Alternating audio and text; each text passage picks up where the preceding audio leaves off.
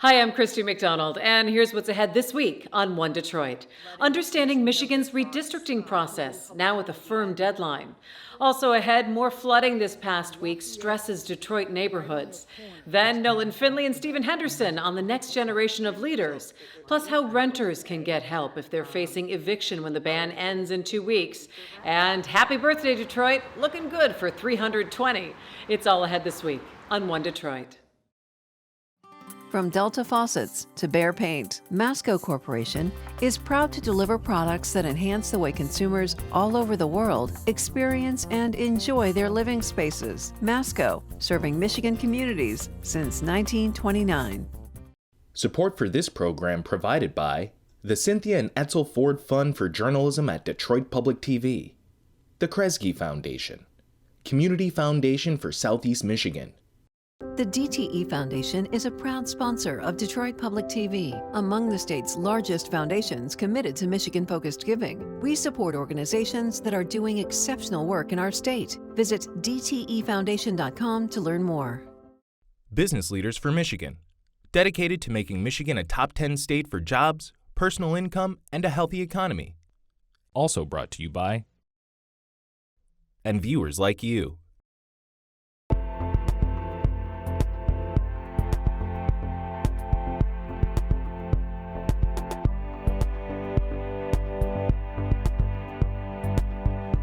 Hi there, and welcome to One Detroit. I'm Christy McDonald. Thanks so much for being with me. A beautiful summer week and drying out from round 2 of a lot of rain. This video was shared by Pastor Barry Randolph from the Church of the Messiah in the Island View neighborhood on Detroit's east side. We've spent a lot of time there covering stories. That was last Friday, July 16th, when a lot of homeowners said, "Not again." Many basements reflooded, along with freeways. A disaster declaration was already given to Wayne and Washtenaw counties from the rain back on June 25th. For more on how the city and the state is looking to improve infrastructure and our reporting on water issues, head to greatlakesnow.org and follow our reporting partners at Bridge Detroit. We are moving closer to the primary elections in the city and a governor's race that will start to heat up. Our One Detroit contributors, Nolan Finley of the Detroit News and Stephen Henderson of American Black Journal, got together to talk about the future of leadership. So we've only got about a week and a half before Detroiters will go to the polls to elect a new mayor, elect a number of new members of city council, and probably get to decide on some major charter revisions. For all of that important stuff being at stake, you would think there would be more buzz about all of this in the city, but because I think we don't have the number of glitzy candidates that we normally do, this is kind of flying under the radar, and it's really hard to make heads or tails out of what's going to happen. It is, and there's that strange element of the charter. The absentee ballots went out, and people are voting on Prop P, even though the Supreme Court is still weighing whether it should be on the ballot or not. And so we're not quite sure what happens if the charter, to those votes that are cast, what happens if it's taken off the ballot. I mean, there's still a lot of questions. I mean, so if the court says this can't be on the ballot, then all of those votes that are being cast now, absentee, don't count.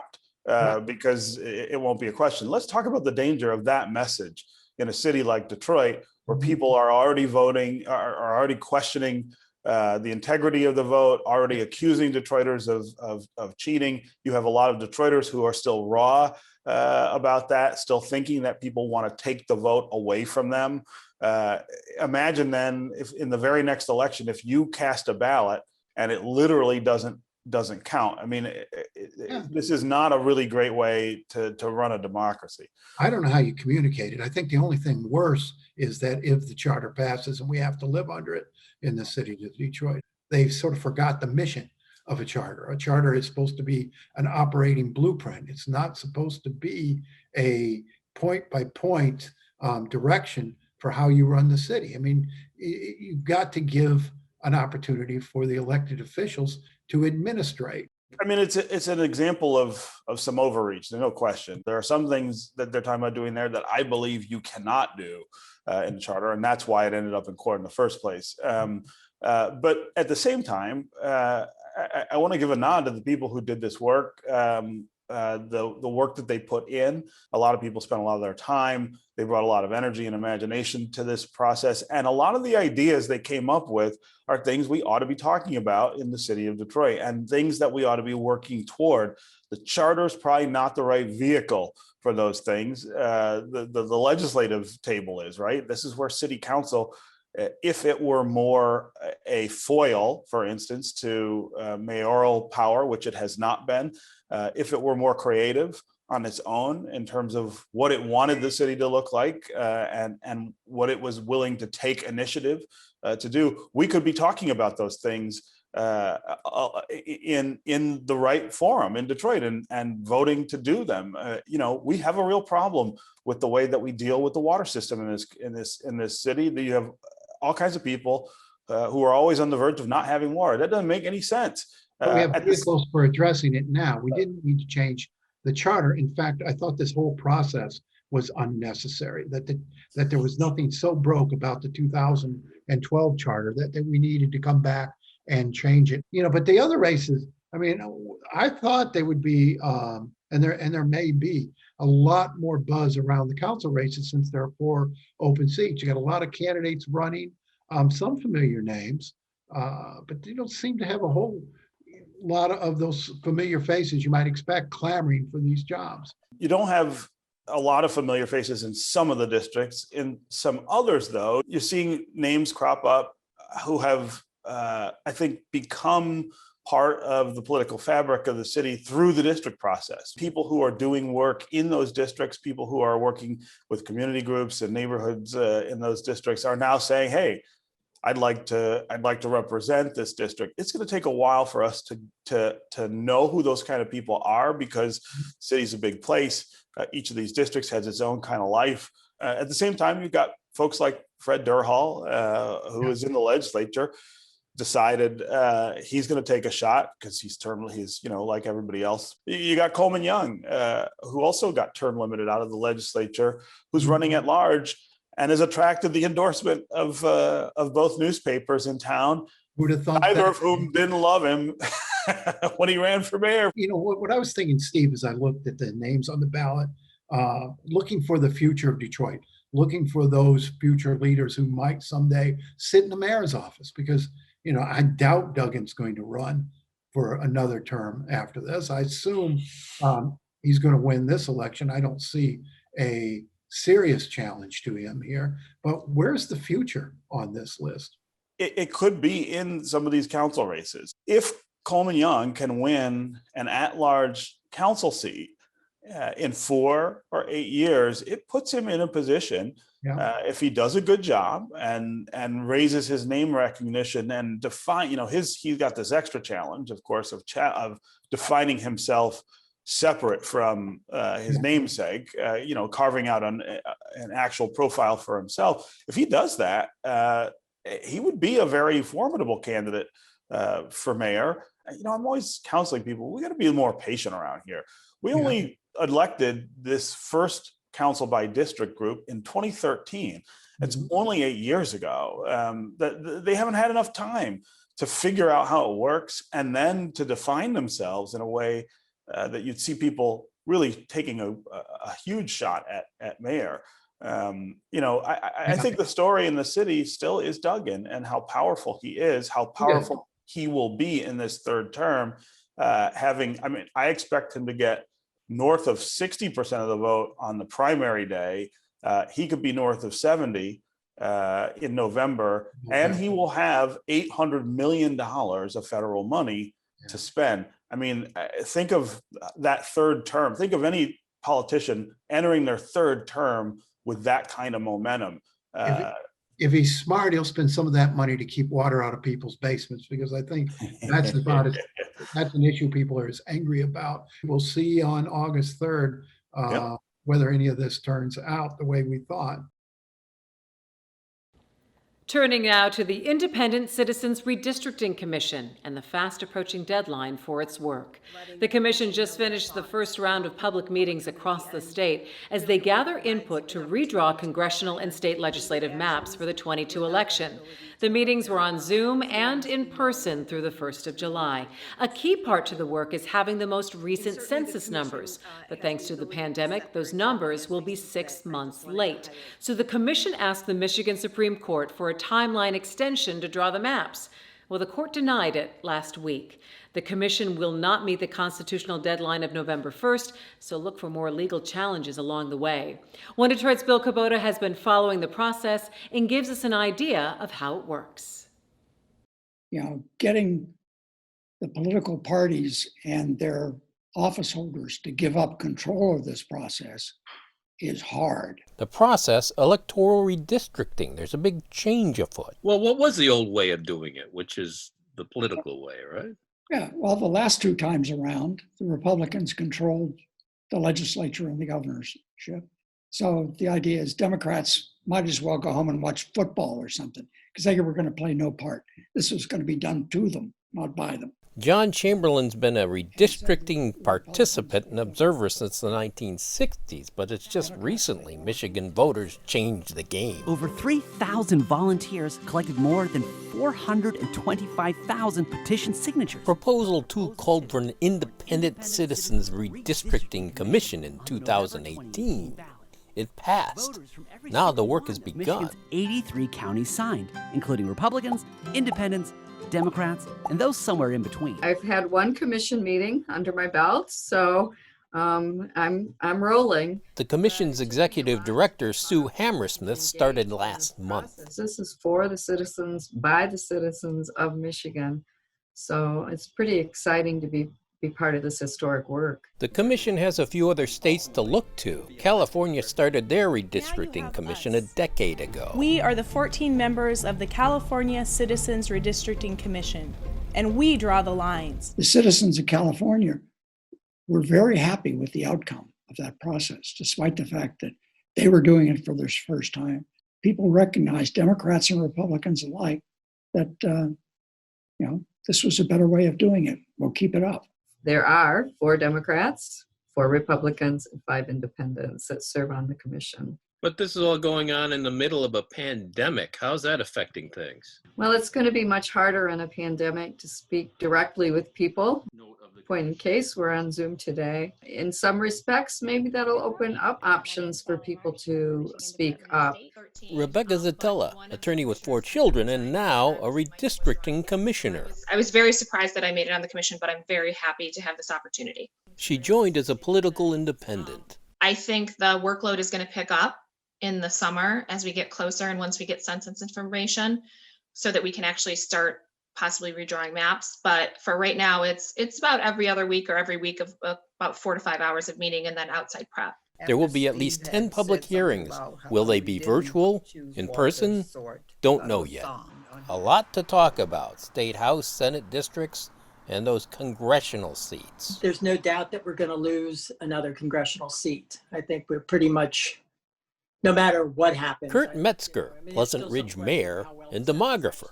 We're now at about 61 of our 83 counties have more deaths than births on an annual basis. Back in 1980, Michigan had 19 seats in Congress. Soon it'll be just 13.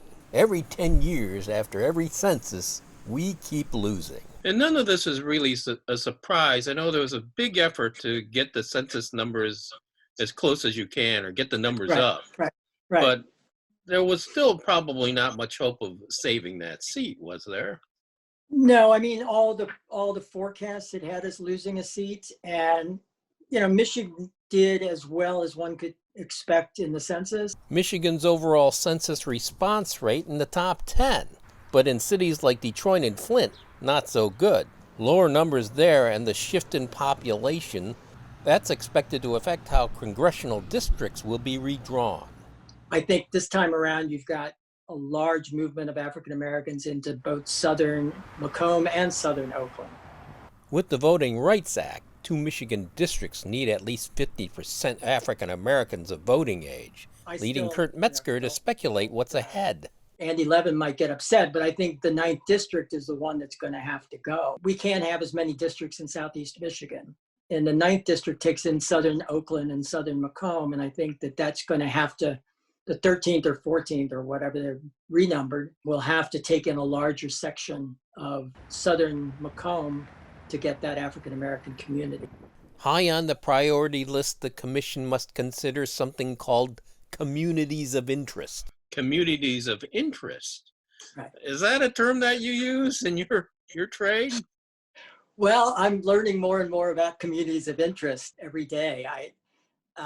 It has always been one of the factors in redistricting, but it's usually, if you look at other states, it's been way down at the bottom. If you think about, who's a community of interest? Is it a religious group, an ethnic group? Is it an economic group? Then, you're starting to make pretty core decisions about who people are and how they should be represented. And so all of those become pretty controversial decisions. Communities of interest don't come predefined. There's no directory of communities of interest that the commission could go to. They're going to have to depend upon people coming forward, either to testify in public hearings or virtual hearings. And I think make the argument, don't chop us into pieces. What your interest is pretty much open. I mean, you can name your interest other than our interest is getting our guy reelected. Another priority, partisan fairness. How to do that with tightly packed urban areas with a lot more Democrats. Breaking them up is hard to do, which may be needed to create more competitive districts. There are a lot of maps that you could draw where Democrats will continue to have large problems in translating a statewide victory into a victory in, say, the Michigan Senate. Thus the conundrum, as more Michigan voters lean Democrat while more House and Senate seats are Republican. I'm just telling you, that's actually very hard to achieve in concert with the other objectives, which are, we pay attention to communities of interest. We make sure racial groups have the potential to elect demographic representatives. All of those things can be in conflict with achieving a map that means that a 50-50 vote would go 50-50 in representatives. Now eyes turn toward that new commission where you can follow every development online courtesy the Michigan Secretary of State. We have to have our final maps drawn by November 1. So that is our hard deadline that we're working with, and everything else is just going to fall into place based on when we get the data that we need to do our job. The success will be whether people show up at these public meetings and people across the state get energized and engaged in the process. It is easy to make a map that is less partisan driven and less gerrymandered than the current maps. So that's a bar that they'll be able to meet, but it is much harder to satisfy people all with reasonable criteria for drawing the lines. We are still feeling the effects of the pandemic when it comes to housing and stability. The federal moratorium on evictions expires in just a couple of weeks on July 31st. But back in March, Michigan launched SARA, short for COVID Emergency Rental Assistance.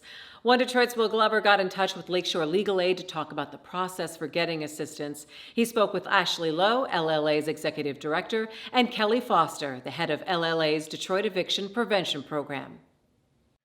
To assist households that are unable to pay rent and utilities due to the COVID-19 pandemic, the U.S. Department of Treasury directed $46 billion to the Emergency Rental Assistance Program through the Consolidated Appropriations Act and the American Rescue Plan Act.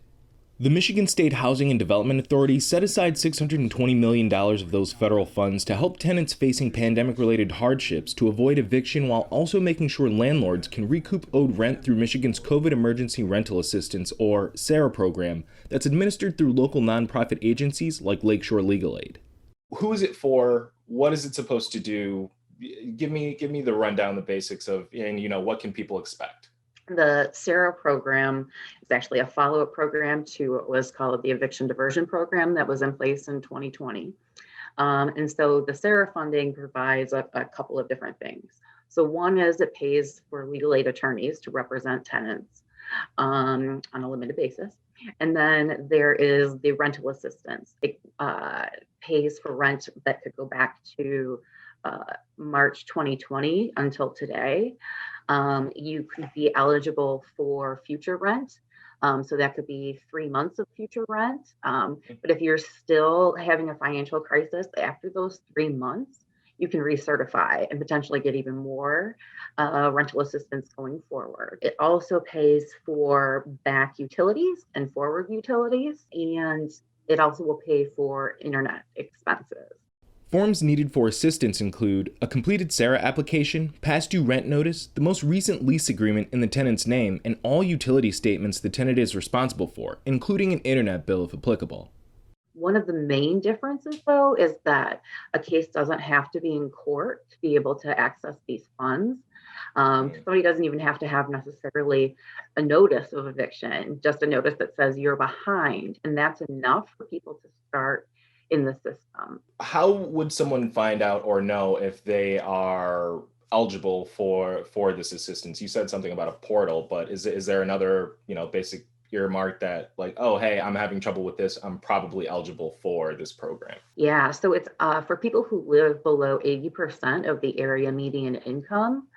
And so we know for like a single person, that means that you make less than $55,000 a year. And I think the number in Detroit is that it's almost 90% of residents would qualify for this program.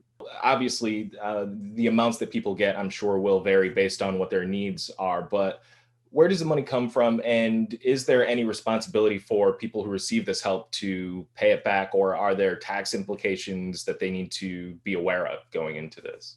So the money it came from the federal coronavirus relief fund. So all the money comes from the federal government and it's passed through the state MICRC, but it's available. It's not anything that anybody has to repay. It's not taxable. And one of the best parts about it is, for the landlord's perspective, they don't have any obligation, right? They don't have to, in prior programs, they had to take a percentage off. They had to forgive some sort of rent that they owed, that was owed to them, but now they don't. Under this program, it's 100% of the back rent that in the time period of COVID, and they can take that and just eliminate that back rent that was owed. So it's really an easy process. And it's also, the income is the only restriction. That's it. If you are behind in your rent and you meet that income restriction, it's available. And it's just a matter of going through the process. What you're telling me is, if you're already behind on your rent, or if you know you're going to be behind on your rent, if you have been served some sort of eviction notice or the eviction process has already started, all of those scenarios, you guys are still able to help people manage that stuff through this program. Yeah, absolutely. Well, so we're lawyers, so we get involved, right? So we get involved kind of once the court process is triggered. But our community partners, the HARAs, the Housing Resource Agencies, we work really closely with them. And so they will work in the beginning of that process if it's outside of court. Is there a technical reason, or are landlords still technically allowed to evict people right now? Is there still, a reason for them to be able to initiate that process? So they're able to initiate the eviction process pretty much in any circumstance. There are some things that prevent it right now from actually taking place, where the bailiff comes for people to move. And that is the CDC declaration, which if you are being evicted and a bailiff shows up at your house, you can show a CDC declaration that says, I qualify under this program. I'm not able to be evicted at this time. The main problem with that is that it expires at the end of July. And it has been extended a couple of times, but we expect this to be the end at this point. So that's one piece. The other is, if there is a SARA application that's been submitted and they're in the process, the Michigan Supreme Court has issued an order that says an eviction shouldn't go forward because they're in the SARA process. For more information on getting renter assistance and information, just head to our website at onedetroitpbs.org. Well, someone has a birthday this week, not just me. Yeah, Detroit, I'm looking at you. On July 24th, the Motor City turns 320 years old. So this weekend, celebrate our amazing center of culture, innovation, heart, and grit. There is no better place to be. Happy birthday, Detroit. Cheers, and I'll see you next week.